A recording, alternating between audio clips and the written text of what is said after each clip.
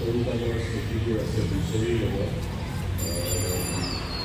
ঘৰে ঘৰে বিচাৰি আহিছিলে সেই কথাবোৰ মনত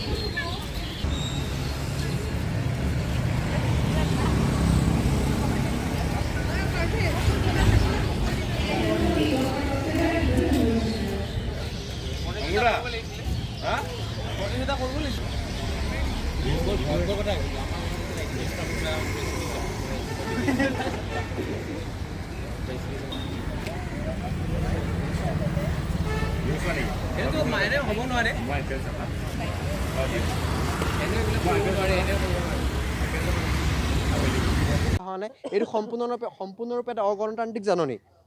আমি আপোনালোকক জনাব বিচাৰিছোঁ যে কটনখনক লৈ কেৱল কটনৰ ছাত্ৰ সমাজৰে নহয়, অসমৰ জনসাধাৰণৰ আৱেগ জড়িত হৈ আছে নহয়। আৰু কটনখন আমি সকীয়াই দিব বিচাৰিছোঁ যে কটনখন কোনো কৰ্তৃপক্ষৰ, আচলতে কৰ্তৃপক্ষ শব্দটো ভুল হ'ব, কোনো বিষয়াৰ পৈতৃক সম্পত্তি নহয় যে মন গ'লেই বেচিব, মন গ'লেই কিনিব।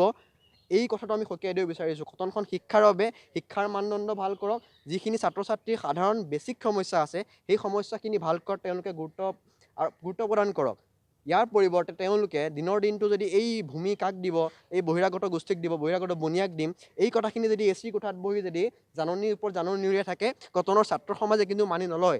কটনৰ 1 ইঞ্চি মাটিও আমি বহিৰাগত গোষ্ঠীক এৰি নিদিওঁ। এইটো দাবী থাকিব যে কটনৰ যিখিনি মূল সমস্যা আছে এই মূল সমস্যাখিনি সমাধান কৰক। আমি এই ক্ষেত্ৰত এই যিখন জাননী ওলাইছে, জাননীখনত আমি অসম চৰকাৰৰ মাননীয় মুখ্যমন্ত্ৰী হিমন্ত বিশ্ব শৰ্মা ডাঙৰীয়াৰ হস্তক্ষেপ বিচাৰিছোঁ। তেওঁ এই বিষয়টোত তেওঁ অধিক গুৰুত্ব আৰু প্ৰদান কৰি কটনৰ ছাত্ৰ সমাজৰ লগত থিয় দিব বুলি আমি আশাবাদী। তোমালোকৰ যিগৰাকী অসমৰ মুখ্যমন্ত্ৰী ডক্টৰ হিমন্ত বিশ্ব শৰ্মাই আজি অসমৰ মুখ্যমন্ত্ৰী, আৰু সেইখন কটন বিশ্ববিদ্যালয় কিন্তু তেখেতে দায়িত্বত আছিল, আৰু তেখেতক কিবা আহ্বান জনাবা নেকি? কাৰণ তেখেত এইখন মহাবিদ্যালয়তেই অধ্যয়ন কৰিছিল। সমান্তৰালকৈ 2017 চনত যেতিয়া কটনক বিশ্ববিদ্যালয় কৰা হৈছে, সেই সময়ত তেখেত শিক্ষামন্ত্ৰী আছিল, তেখেতেই কিন্তু গোটেইটো গুৰুত্ব দিছিল। হয়, নিশ্চয়কৈ আমি আপোনালোকৰ সংবাদ মাধ্যমৰ জৰিয়তে অতি দুখেৰে জনাওঁ যে আমাৰ অগ্ৰজ তথা প্ৰাক্তন কথনিয়ান তথা প্ৰাক্তন সাধাৰণ সম্পাদক আৰু বৰ্তমানৰ অসমৰ মুখ্যমন্ত্ৰী মাননীয় হিমন্ত বিশ্ব শৰ্মা ডাঙৰীয়াই আমাক এটা সপোন দেখুৱাইছিল যে কটনখন দক্ষিণ পূব এছিয়াৰ সৰ্বশ্ৰেষ্ঠ বিশ্ববিদ্যালয় হ'ব।